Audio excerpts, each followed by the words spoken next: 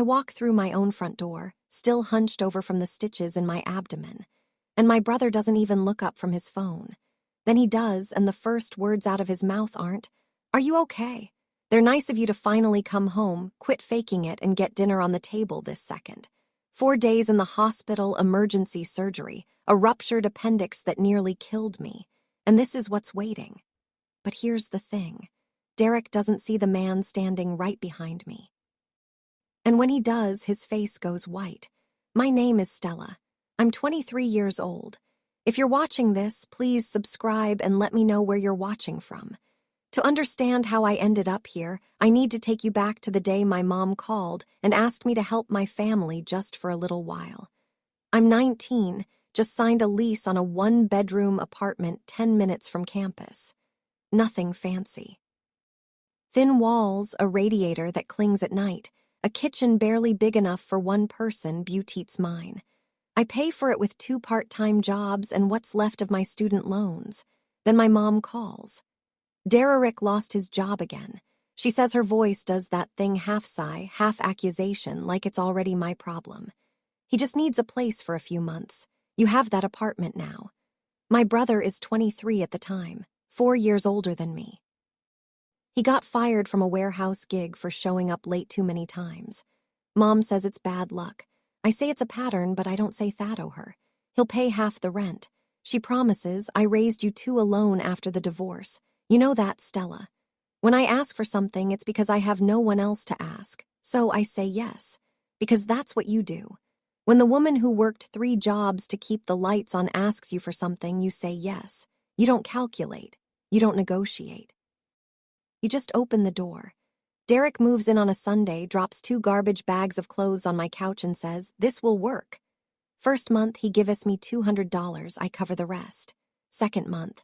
Third month, nothing. When I ask, he shrugs. I'm between things. I'll catch up. I call Mom. He said he's been paying you directly. I tell her that you'd forward it to me. She pauses, just a beat too long. He's going through a rough patch, sweetheart. Don't push him. The money never comes. Not that month, not the next, but the arrangement that stays. 6 months pass. Derek is still on my couch, except it's not really my couch anymore. His gaming console sits where my textbooks used to be. His sneakers line the hallway. His friends come over on weeknights and drink beer until 2:00 in the morning while I'm trying to sleep before a 7 a.m. shift. I graduate, get accepted into an internship at a logistics company outside of town.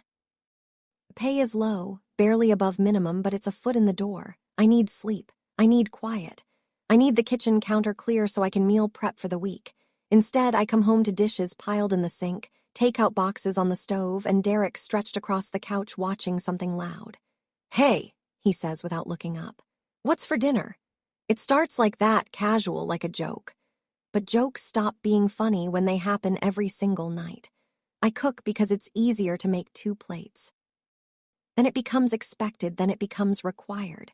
If I don't cook, Derek calls Mom. Mom calls me. He says, "You're making things difficult." She says, "Just make him a plate, Stella. It's not that hard." I start to feel like a guest in my own apartment. My name is on the lease. My money pays every bill. My groceries fill the fridge. But the space, the air, the noise, the rhythm of the place belongs to Derek. One night I open the mail, 3 overdue bills. Internet, electric, water, all in my name. Derek was supposed to handle those months ago. He told me he did. He lied. I sit at the kitchen table, hold the stack of envelopes, and wonder how a few months became my entire life. I confront Mom on a Tuesday evening. "You told me Derek was paying you $400 a month," I say, "for family expenses. You said you'd send it my way." Silence. "Then your brother is struggling, Stella." "That's not what I asked. Is he paying you or not?" More silence. I already know the answer. I call Derek next. "Mom says you're paying her rent money." "Are you?" He laughs, actually laughs. "She told you that?" "Nah, she said I could stay for free. Said you were cool with it, so there it is." Mom told Derek I agreed to let him live rent-free. She told me Derek was paying her.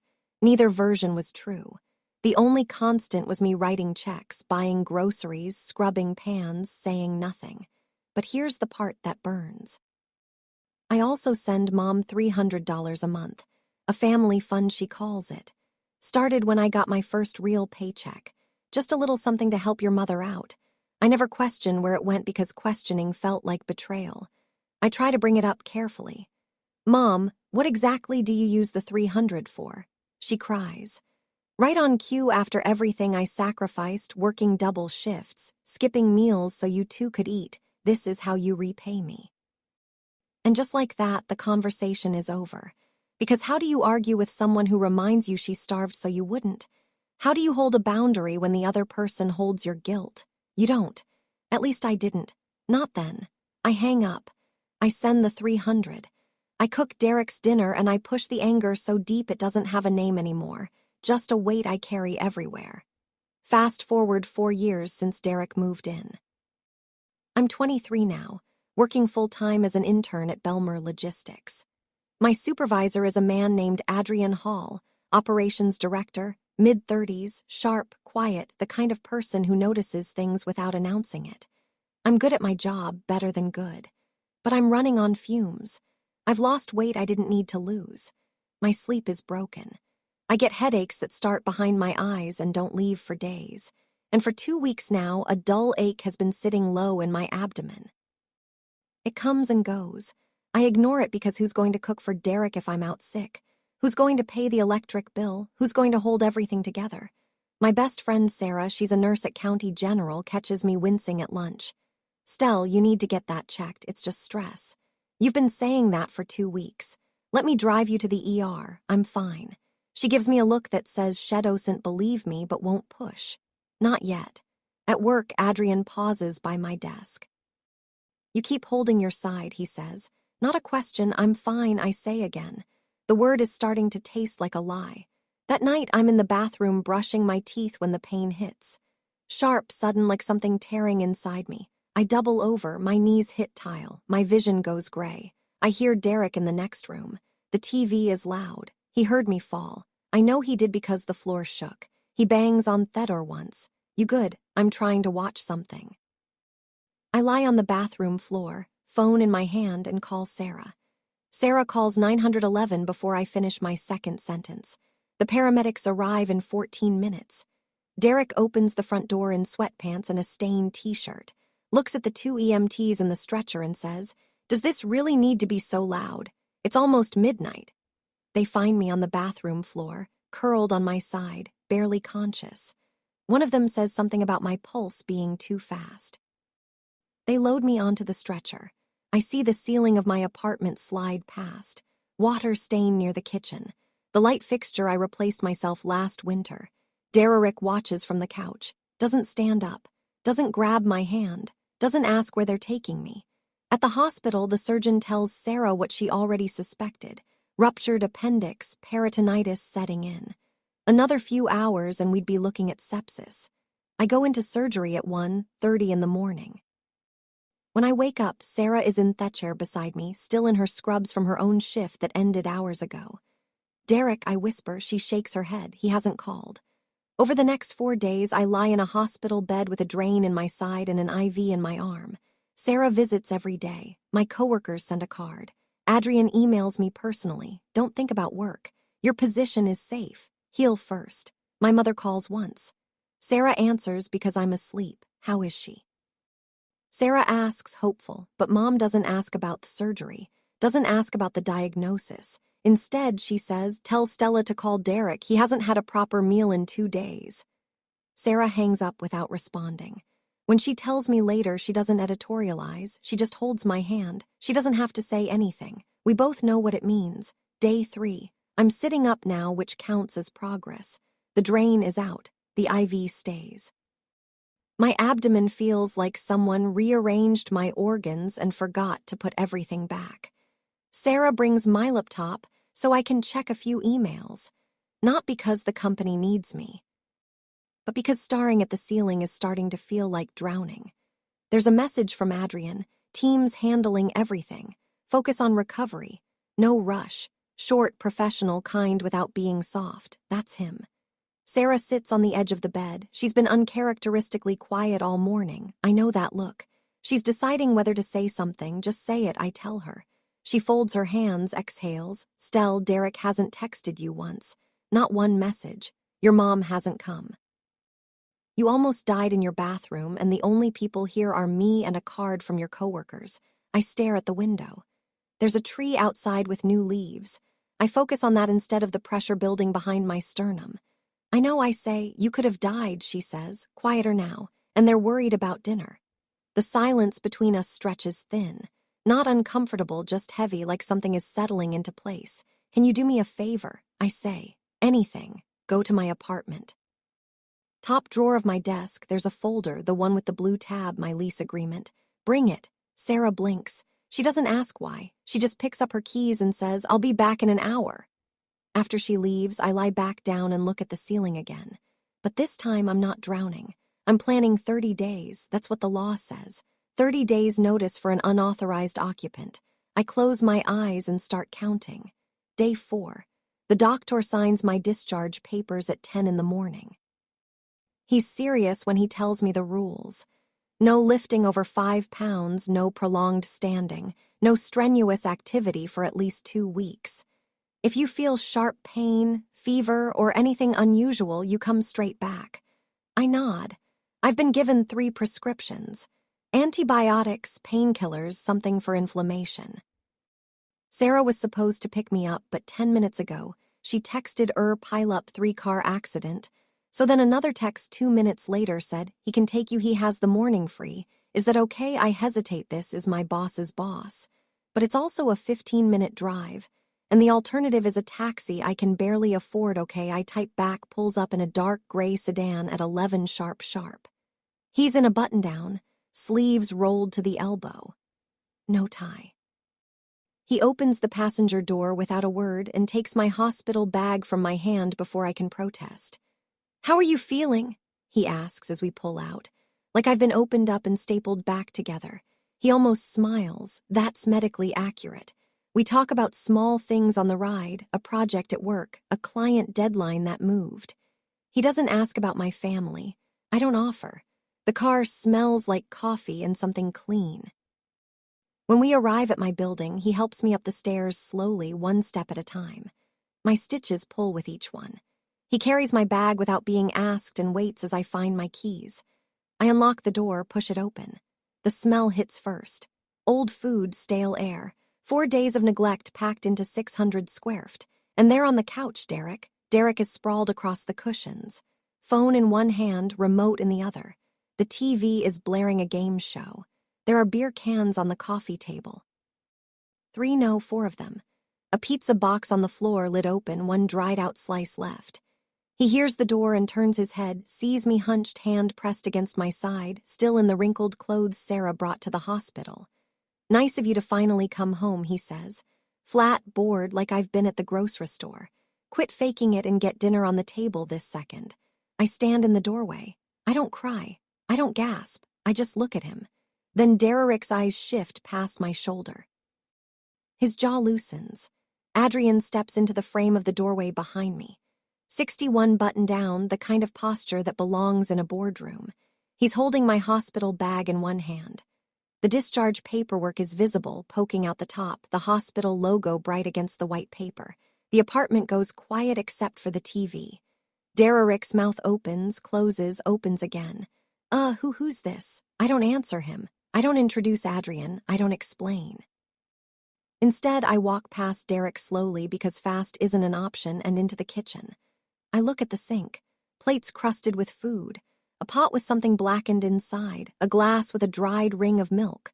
4 days. He couldn't wash a single plate. I turn back to the living room. Derek is still staring at Adrian. Adrian is still standing in the doorway, expression unreadable, watching everything. For days, I say. My voice is calm, quieter than I expected. You couldn't wash a single plate. Derek swallows. The TV chatters on. Nobody moves. I move through the apartment because I have to. My bedroom is at the end of the hall. Every step is a guided tour I didn't plan. The trash can by the kitchen overflows. Banana peels, empty chip bags, foil wrappers. The recycling bin is untouched. Next to the fridge, a grocery bag I packed for the hospital. The chicken inside has gone bad, still sealed in its tray, leaking something brown onto the counter. The hallway has Derek's shoes kicked against the wall. 3 pairs, a hoodie on the floor, a damp towel hanging off the bathroom door handle. My bedroom door is closed exactly how I left it. I open it. Everything inside is neat. My bed made, my desk cleared, a small lamp. The blue tabbed folder Sarah brought back sits in the drawer right where I asked her to leave it. The contrast is obscene. My room looks like a different apartment. Adrian sees it all. I know because I hear his footsteps slow as he sets my bag on the bed. He doesn't comment on the dishes. He doesn't comment on the smell. But his jaw tightens just once, just barely, and I catch it. Back in the living room, Derek's space tells its own story. He's turned the couch into a bedroom. Blankets, pillows, a gaming controller tangled in the sheets, a large TV mounted to the wall, a TV I didn't buy, hooked up to a console it didn't buy, running electricity I pay for. This is what 4 years of just a few months looks like. One person living, one person paying. Adrian stands near the kitchen counter now, arms folded, and says nothing.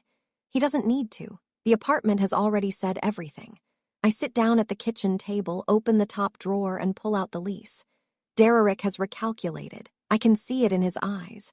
The way they flick from me to Adrian and back. The way his shoulders shift. He doesn't know who Adrian is, but he knows this. The man carries himself like someone whose opinion matters. And Derek, for all his laziness, has always been good at reading a room when it threatens him. Hey, sis. His voice changes, lighter, warmer. A version of Derek I haven't heard in years. I was just messing around. You know me. Stupid jokes. Sit down, relax. I'll order us a pizza. He actually stands up. Brushes crumbs off his shirt. Extends a hand toward Adrian. Thanks for bringing her home, man. Really appreciate it. Family's been worried sick about her. Adrian looks at the hand, then at Derek. He doesn't take it, just gives a short nod. The kind that acknowledges someone exists without agreeing to anything they've said. Derek's hand drops. The smile falters. I don't watch the performance any longer. I sit at the kitchen table, the same table where I've eaten 1,000 meals I cooked for 2 people, and I open the folder from the drawer. The lease agreement, 2 pages, date for years ago, renewed annually. One name on the tenant line. Derek glances over and sees the papers. Something in his expression shifts from performance to confusion. "What are you doing?" he asks. The warm voice is already thinning. I flatten the lease on the table, smooth out the creases. I don't look up. "Sit down, Derek." He laughs, nervous, not amused. "Come on, Stell. What is this? Sit down." He sits slowly like a man who's just realized the room he's in has gotten smaller.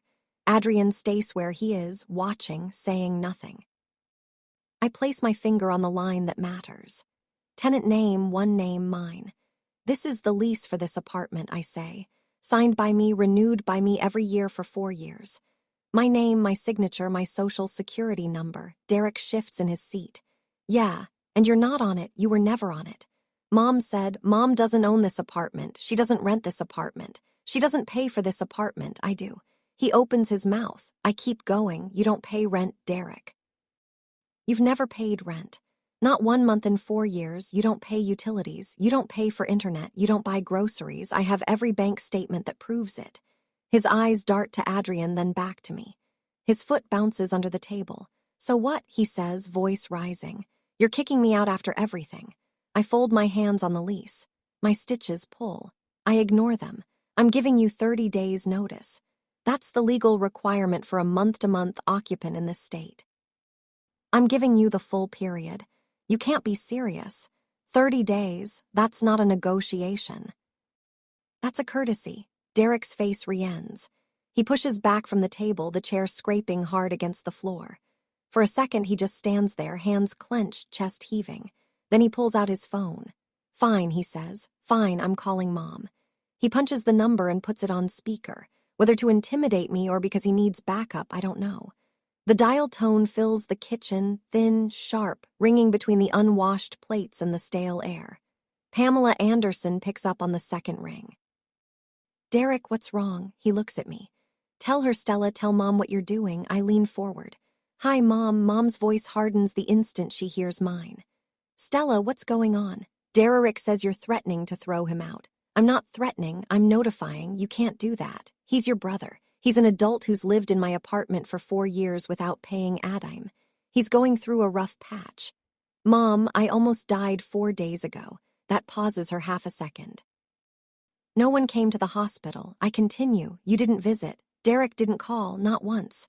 And the first thing he said when I walked through my own door, still in pain, still weak, was, "Quit faking it and get dinner on the table."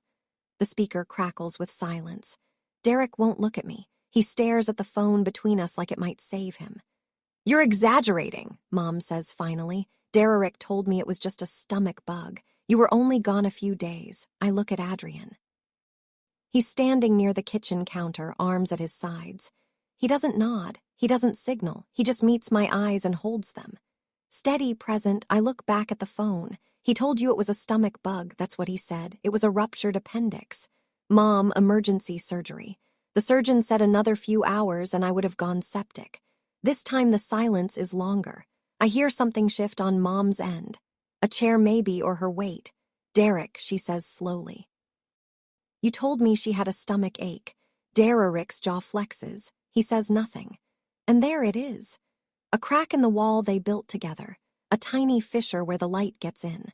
Mom's been operating on Derek's version of reality, and Derek's version just collapsed. "Mom," I say, "we need to talk about all of it."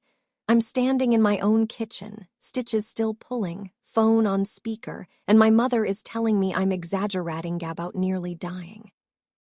If you've ever had someone minimize your pain to protect the person who caused it, you know exactly how this feels. Hit that subscribe button and drop a comment. Have you ever been the one holding everything together while everyone else just watched? I need to know I'm not the only one, because what I say next to my mother, I've been holding it in for 4 years. I keep my voice level, not because I'm calm, but because falling apart is a luxury I can't afford right now. Let me tell you what's actually been happening, Mom. Since we're all here, Derek shifts. Adrian doesn't move. In 4 years, I've paid every month of rent on this apartment. $1,100 a month. That's $52,800. Derek's contribution, 0. The speaker is silent. "You told me Derek was sending you $400 a month for family expenses. He told me he never gave you a dime. Somebody lied. Maybe both of you." Derek's foot stops bouncing. "I send you $300 a month. I've sent it every month since I got my first paycheck. $14,400. What family expenses, Mom? What exactly has that money been used for?" I hear her breathing unsteady. No tears yet. She's recalculating, too. Utilities, I continue. Internet, groceries, cleaning supplies, all me. Roughly another $19,000 over 4 years. Add it up and you get somewhere above $86,000 paid by a college student and an intern for a grown man who can't wash his own dishes. "Stella," Mom starts, "family doesn't keep score like that." "You're right." I look at her name on my phone screen. "A family doesn't do this to each other at all." The words land. Even Derek flinches. Mom switches tactics. Her voice gets sharp. "You're saying all this in front of a stranger. You want to embarrass your family." "I'm not embarrassing this family, Mom." I pause, I'm describing it. Through the speaker, I hear her breath catch. "And for the first time in 4 years, Pamela Anderson doesn't have a comeback ready." The silence stretches out like a held breath. Derek stares at the table. Adrian stands still. The kitchen smells like rot and reckoning. Mom's voice cracks through the speaker, sharp, territorial. "Who's there? Who's listening to my family's business?" Derek mutters. "Some guy. He drove her home." "What guy?" "Stella, who was in that room with you?" I don't answer. Adrian does. He steps forward, just one step, enough to close the distance between the counter and the table, and speaks clearly enough for the phone to pick him up. "Ma'am, my name is Adrian Hall. I drove Stella home from the hospital today because nobody in her family came to pick her up. I've been here about 15 minutes, and what I've seen and heard is deeply concerning." Dead silence. Even the TV seems quieter. Mom's voice drops. "This is a private family matter, sir." "I understand that, ma'am." He doesn't argue, doesn't elaborate, just lets the sentence sit. Derek stands up, chest puffed. "Look, man, this is family business. You don't get a say here." Adrian doesn't respond to Derek, doesn't even look at him. Instead, he turns to me. His voice is steady, without a trace of drama. "Stella, do you want me to stay?" One question, no pressure, no agenda. "Yes," I say. "Please." Derek throws his hands up. Great. Perfect. Bring the whole neighborhood in. I ignore him. Through the phone, I hear Mom's breathing. Heavy, rapid, the sound of someone losing control of a conversation she expected to dominate. Then Adrian says one more thing just to me. Quiet, but clear enough that the phone picks it up too. What he said to you when you walked in, that's not normal. You know that, right? I've known it for 4 years. But hearing someone else say it out loud, someone with no stake, no history, no guilt, is like a window opening in a room I forgot had walls. Mom says very quietly, "I'm coming over there." Something snaps in. Derek, I see it happen the exact moment the performance runs out of fuel and all that's left is the real thing underneath. You know what? He's packing now, pointing at me. You want to play this game? Fine. But if you kick me out, I'll trash this place. I swear, Stella, I'll break every dish in that cabinet. The words hang in the air. Not a bluff, a threat spoken clearly in front of a witness. That would be destruction of my property. I say with a witness standing right there. Derek's eyes go to Adrian. Adrian has his phone in his hand, not pointed at Derek, not recording. He's dialing calmly the way someone calls to check a reservation. What? What are you doing? Derek says calling the non-emergency police line, Adrian says, just as a precaution. No one's in danger. Derek's bravado collapses like wet cardboard. You're calling the cops on me. She's calling the cops on her own brother. She didn't call anyone, Adrian says, still holding the phone. You just threatened to destroy her apartment in front of me. Derek's mouth works. Nothing comes out then, and I don't expect this. His eyes fill not with remorse, with fear. Raw, uncomplicated fear. Where am I supposed to go? His voice cracks. Not a performance this time. I don't have anywhere. For a moment, something in my chest tightens. This is still my brother, the kid who built blanket forts with me. The teenager who walked me to the bus stop in 7th grade. But the man standing in front of me hasn't been that person in a very long time. That's not my problem to solve anymore, Derek. He stares at me, then at the floor, then sits back down and says nothing. The apartment is very, very quiet. The lock clicks 20 minutes later. Sarah steps through the door in her hospital scrubs. Lavender top, white sneakers scuffed at the toes, hair pulled back, dark circles under her eyes. She's come straight from a 12-hour shift and a 3-car pileup, and she still came. She scans the room in 2 seconds flat. Derek on the couch, face blotchy. Adrian near the counter, phone in his pocket now. Me at the kitchen table, lease papers spread out, one hand resting on my side. What did I miss? She says. I give her the short version. Derek's demand, the phone call, Mom's lie, the threat. Sarah nods slowly like she's been waiting for this briefing for 4 years. She sets a folder on the table next to mine. Brought your discharge papers, she says, and I printed out the tenant right summary for our state just in case. I almost laugh. Sarah, who planned everything. Sarah, who never pushed me to act but always made sure I'd have what I needed when it finally did. Derek looks at her from the couch. You're in on this too. Sarah doesn't flinch. I'm not against you, Derek. I'm for Stella. He doesn't have an answer for that. Neither do I. For a different reason, Adrian catches my eye. He tilts his head slightly toward the door. A silent question. Do you still need me? You can go if you need to, I tell him. Thank you for everything. He nods.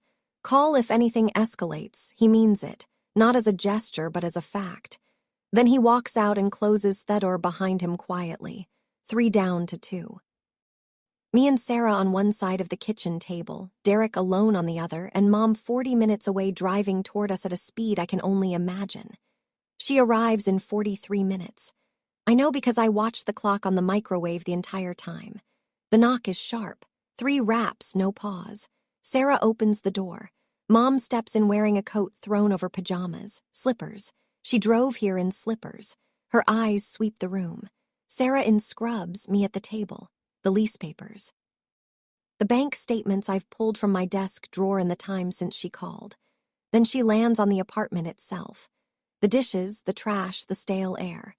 My daughter, she says, and her voice is already performing, is being manipulated by outsiders against her own family. Sarah folds her arms but says nothing. No one manipulated me, Mom, I say from the table. I decided. She ignores that. Points at the living room, the overflowing trash, the beer cans, Derek's blanket fort on the couch. So he's a little messy. That's what brothers are. You're overreacting. Mrs. Anderson, Sarah says, steady and quiet. The dishes in that sink are from 4 days ago. Stella was in the hospital having emergency surgery. Mom blinks, recalibrates, tries a new angle. You want to destroy this family over some dirty plates? This isn't about dishes, Mom. I pull out a chair. Sit down. She doesn't sit. She stands in the center of the kitchen like she's holding court, coat still on, purse clutched against their chest. Her eyes land on the bank statement spread across the table. What is all this? She says. The truth, I say, in numbers. I see her throat move. She's swallowing something, pride maybe or fear. She looks at Derek, who's been silent on the couch since she arrived. Knees pulled up, face turned toward the dark window. He doesn't meet her eyes, slowly like it costs her something. Mom sits. I spread the statements flat, 6 pages, highlighted lines. I didn't do this for show. I did it in the hospital in bed on day 3 with Sarah's laptop and a yellow highlighter she borrowed from the nurse's station. In 4 years, I begin. I've paid $52,800 in rent alone. Mom's eyes flick to the highlighted rows. She doesn't touch the paper. I've sent you $14,400 for what you called a family fund. Her fingers tighten on her purse strap. Utilities, groceries, internet, cleaning supplies, another $19,000 roughly, all documented, all from my account. I let the number settle. Total over $86,000 from dollars a student and an intern while Derek paid nothing. Mom's voice is smaller now. Family doesn't do accounting. Stella, you're right. I say a family doesn't do this to each other at all. Same words I said on the phone, but face to face they hit harder. I watch them land. The way her chin dips, the way her fingers go still. I had to work double shifts. She starts, I know you sacrificed, I've never denied that, but at some point you turned that sacrifice into a blank check and I've been paying it for 4 years. She reaches for the statements. Sarah, sitting beside me, gently places her hand flat on the stack. Those are Stella's documents, Mrs. Anderson. Mom pulls her hand back like the paper burned her. She stares at Sarah, then at me. $86,000, I say. And you called me selfish for wanting 1 plate washed. The kitchen is silent. The refrigerator hums. Somewhere outside, a car passes, headlights sweeping briefly across the ceiling. Derek hasn't moved from the couch. Mom sits across from me, coat still on, and for the first time she has nothing to say. She tries everything. I watch the strategies cycle like a slot machine. Each one spinning up, landing wrong, replaced by the next. First guilt.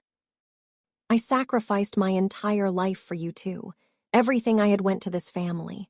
You did sacrifice, I say, and then you weaponized it. Her mouth opens, closes, spins again. Second deflection. Well, if it was so bad, why didn't you say something sooner? I did. Every time I brought it up, you cried, and it stopped because that's what you taught me. Your tears end the conversation. Her eyes go glassy. She blinks hard, fights it. She knows maybe for the first time that tears won't work in this room tonight. Third, family loyalty. Brothers and sisters help each other. That's what family does. Name one thing Derek has done for me. One thing. She looks at Derek. He's staring at the floor. She looks back at me. Nothing. The slot machine runs out of combinations. Then she plays her last card. She turns to where Adrian was standing, but Adrian is gone. So she turns to Sarah instead. You see how she treats her mother. You see this? Sarah doesn't hesitate. I see a woman who nearly died sitting in her own apartment asking to be treated with basic respect. That's what I see, Mrs. Anderson. Mom's lips press into a thin line. She folds her arms, unfolds them, puts her hands in her lap. She stops, swallows. I didn't think it was that bad. It's not an apology. It's barely an admission. Beauty's the most honest thing she said all night. The kitchen feels different now. Not warm, but less suffocating, like someone cracked a window. I don't push for more. I don't need her to break. I just need her to listen. Mom, here's what's going to happen. I stand up slowly. My stitches protest. Sarah's hand comes to my elbow, not pulling, just steadying. Derek has 30 days to move out. That's the legal minimum. And I'm giving him every one of them. Not less, not more. Derek lifts his head from the couch. His eyes are red, but he's listening. The $300 a month I've been sending you stops today, I say, turning to Mom. That transfer ends tonight. She flinches barely, but I catch it. If either of you contacts me to guilt me, threaten me, or send other relatives to pressure me into changing my mind, I will go no contact, not as a punishment, as a boundary. The word sits in the air like a stone dropped into still water. Derek, I say. He looks at me. You're 27 years old. You've had 4 years of free rent, free food, and free labor. I need you to figure out the next chapter on your own. Where am I supposed to go? He whispers. Mom's house, a friend's couch, a room you rent with your own paycheck. That part isn't mine to solve. He looks at Mom. Mom looks at her hands. Stella, she says, and for once it's not an accusation, just my name. Can I still call you? When you're ready to talk to me like an adult who respects my boundaries, yes, but not to guilt me, not to ask for money, not to advocate for Derek, those conversations are over. She nods once small. Then she stands, buttons her coat, and walks to the door. Derek follows, carrying nothing. He'll be back for his things, but not tonight. Mom pauses at the threshold, turns. You'll regret this, she says, but her voice shakes and it sounds more like a prayer than a warning. The door closes, the lock clicks. The apartment is mine, $86,000. $4 years of cooking, cleaning, paying every bill, and the first thing my brother says when I come home from surgery is, make me dinner. If that doesn't make your blood boil, I don't know what will. Drop a comment right now. What would you have said to Derek in that moment? I really want to know. And if you haven't subscribed yet, now's the time. Because what happens over the next 30 days? It gets worse before it gets better. Sarah heats up soup from a can she found in the back of my pantry. The one cabinet Derek never opened because it didn't have chips in it. Shephers it into 2 mugs because the clean bowls are in my bedroom. We sit on the couch. My couch. The cushions still smell like Derek's cologne and stale snacks. Tomorrow I'll wash the covers. Tonight I don't care. How are you feeling? Sarah asks. She means the stitches and the everything else.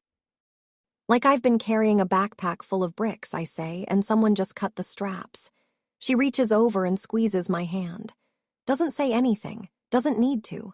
After she finishes her soup, she helps me change my bandage. Her nurse hands are gentle and efficient.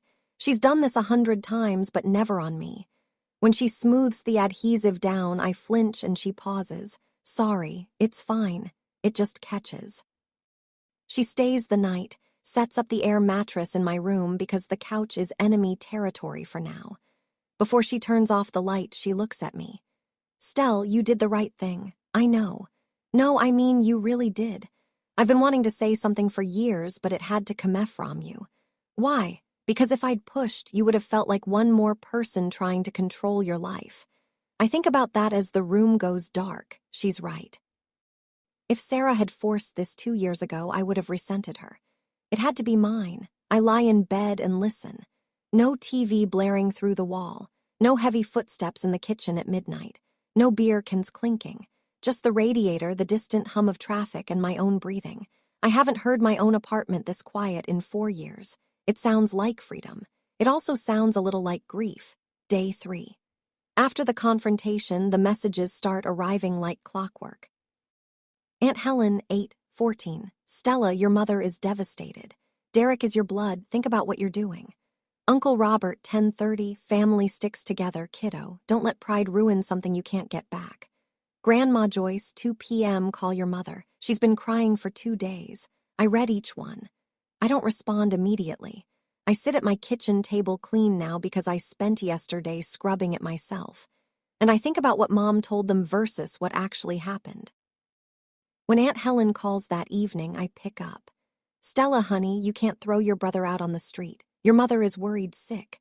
Aunt Helen, how many years is enough? 4 wasn't. He just needs a little more time. Did Mom tell you I was in the hospital last week? Pause. She said, you had a stomach ache and were being dramatic. I closed my eyes. Of course she did. I had emergency surgery for a ruptured appendix. Aunt Helen, I was in the hospital for 4 days. Nobody came. Nobody called. And the first thing Derek said when I got home was to make him dinner. Long silence. I hear her set something down. A cup, maybe. She didn't tell us any of that. She told you the version that made me the villain. Ask her for the full story before calling me again. Aunt Helen doesn't argue. She says she will. And to her credit, she calls back 2 hours later with a different voice entirely. Stella, I'm sorry. I didn't know. She told all of us it was just a stomach bug. That you were overreacting. I know, that's how it's always worked. She doesn't call again to pressure me.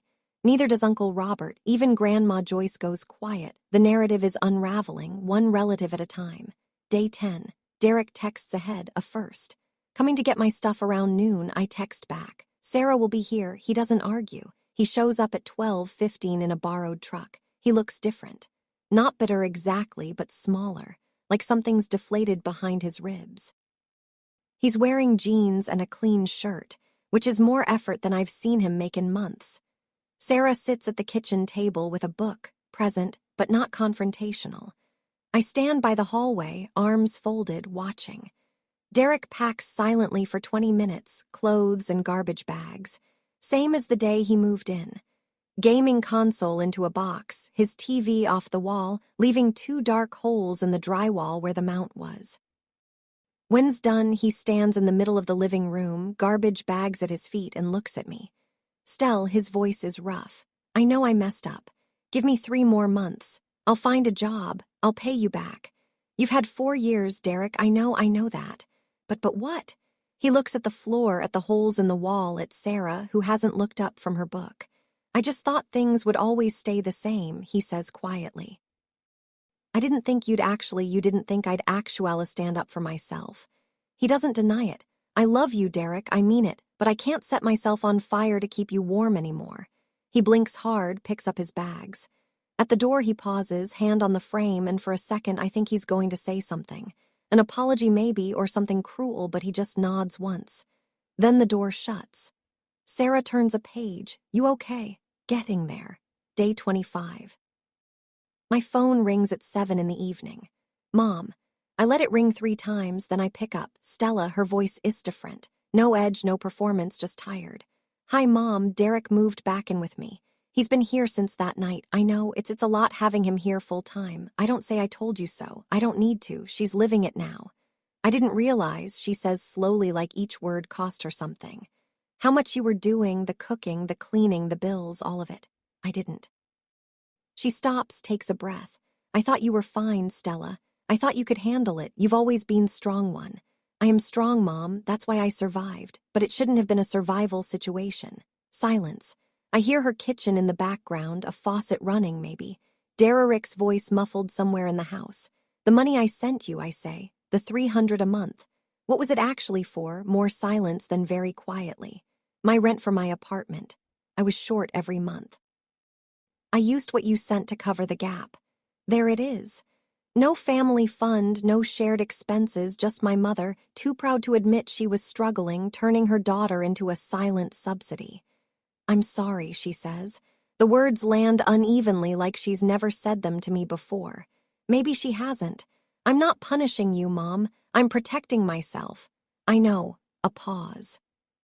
Can I call you sometimes when you're ready to talk to me like someone who respects my boundaries?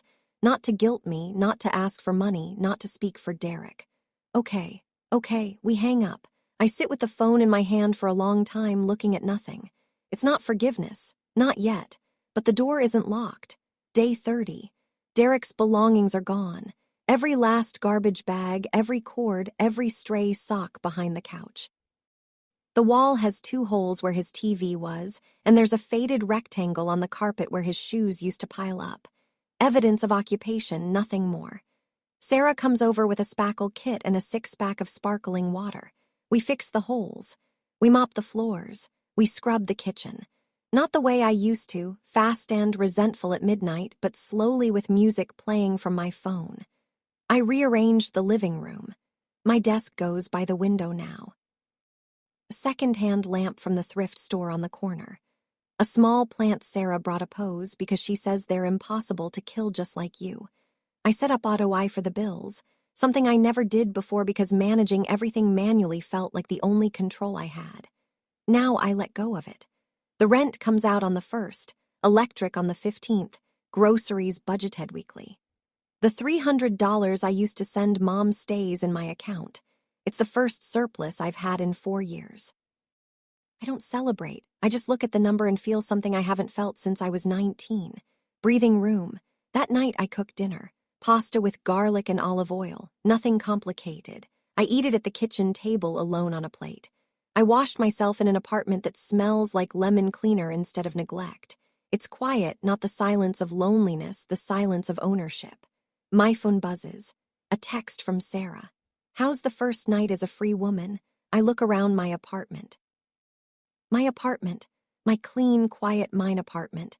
It feels like home. I type back, first time in 4 years. I go back to work on a Monday. 2 weeks of medical leave, every day accounted for, every email answered on time for my hospital bed, and then my newly quiet apartment. Nobody at the office knows what happened. Adrian hasn't said a word. When I pass him in the hallway, he gives me the same professional nod he gives everyone. No special treatment, no loaded glances. I appreciate that more than he knows. In my first week back, I close 2 overdue client reconciliations and draft a proposal for streamlining the intake process. I sleep 7 hours a night now. I eat breakfast.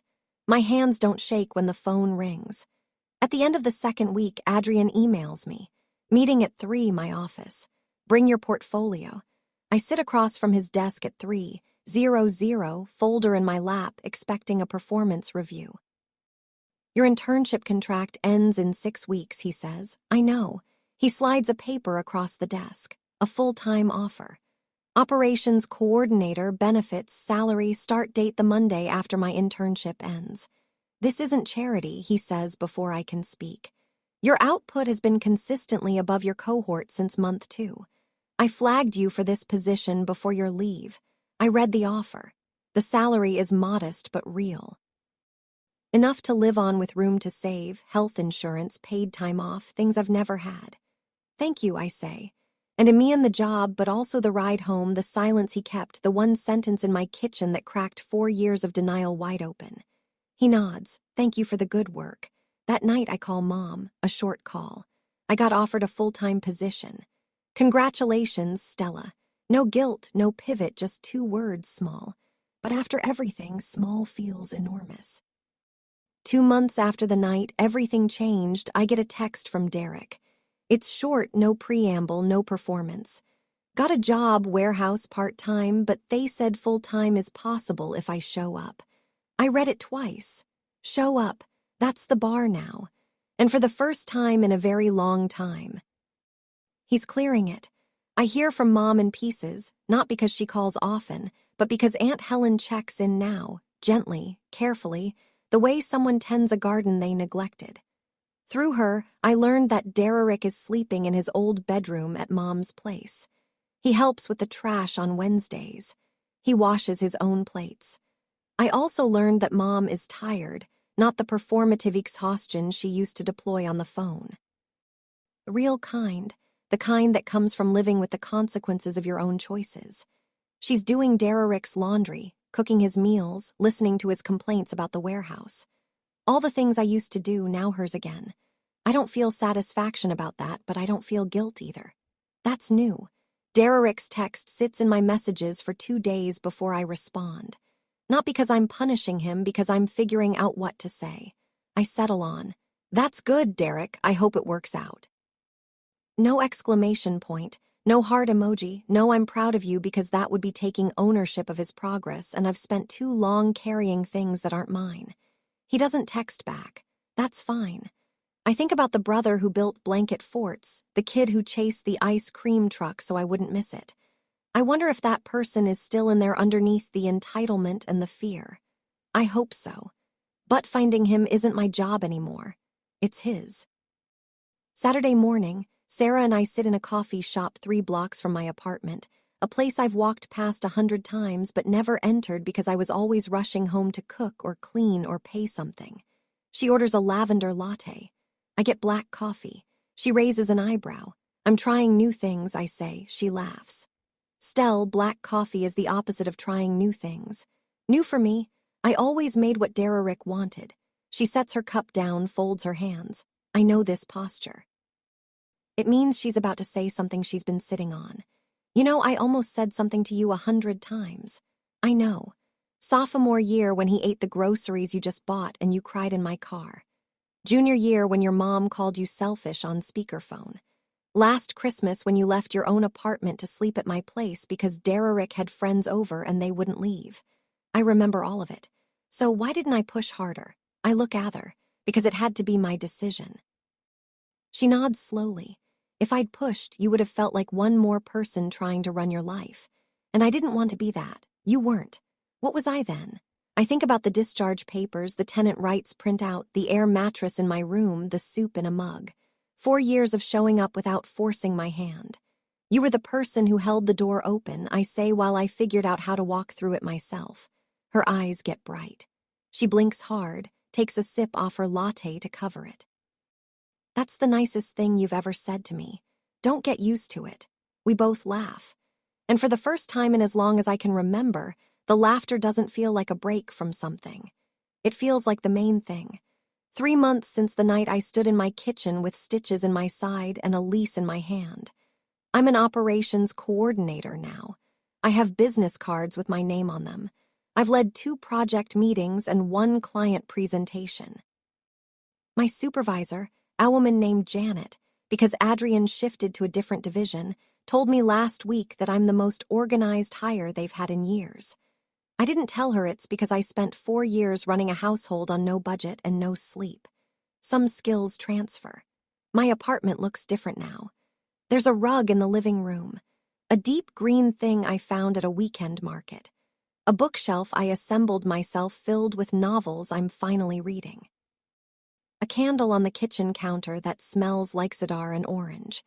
I cook when I want to. Sometimes that's a full meal. Sometimes it's cereal at 9:00 p.m. The point is, it's my choice. Nobody bangs on a table. Nobody calls to complain. Nobody acts like my existence is an inconvenience unless it's producing food. Mom and I talk every 2 weeks. The calls are short, 10 minutes, sometimes 15. She tells me about her garden. I tell her about work. We don't talk about the $86,000. We don't talk about Derrick's years on my couch. There's a silent agreement that those subjects exist on the other side of a line. Neither of us is ready to cross. It's not perfect, but it's honest. And honest is a currency this family hasn't traded in before. My scar has faded. A thin white line low on the right side, hidden by most of my clothes. I could forget it's there. But I don't try to. It's a reminder. My body told me the truth before my mind was ready to hear it. The least I can do is listen now. A Thursday evening. I come home from work, keys in one hand, bag in the other, already thinking about what's in the fridge. There's a box outside my door. No label, no return address, just a plain cardboard box taped shut, sitting on the welcome mat I bought last month. The first welcome mat this apartment has ever had. I bring it inside, set it on the kitchen table, cut the tape with a butter knife. Inside, wrapped in newspaper, is a set of dishes, 4 plates, 4 bowls, simple white with a thin blue border, the kind of classic sturdy set you'd find in a farmhouse kitchen. I know instantly who sent them, not because there's a note. There isn't.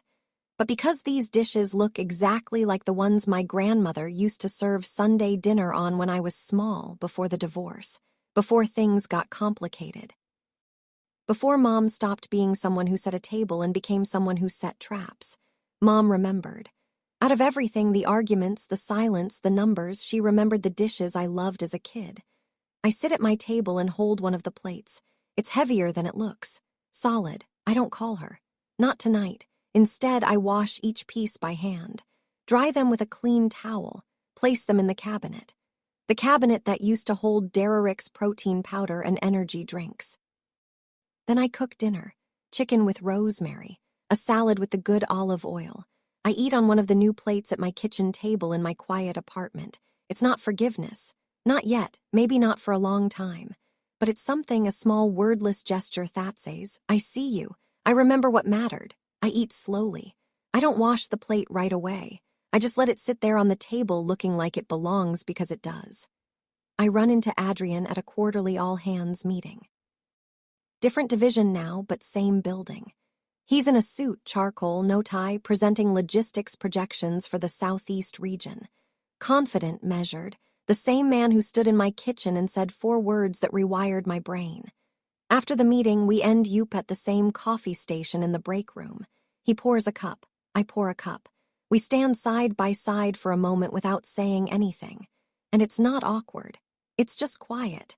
Heard you got the coordinator spot, he says. Couple months ago, Janet says you're sharp.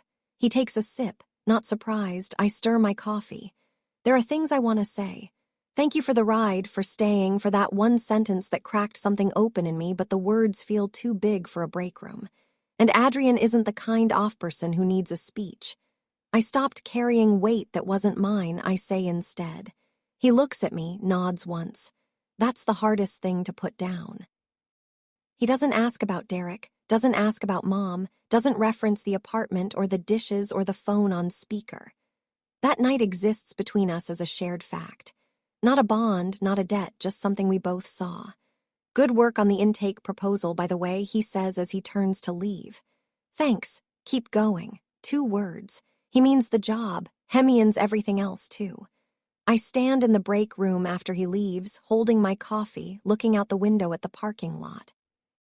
A year ago, I was in this building, holding my side, pretending I was fine, racing home to cook for someone who wouldn't thank me. Now I'm standing here because I earned it, not because someone let me.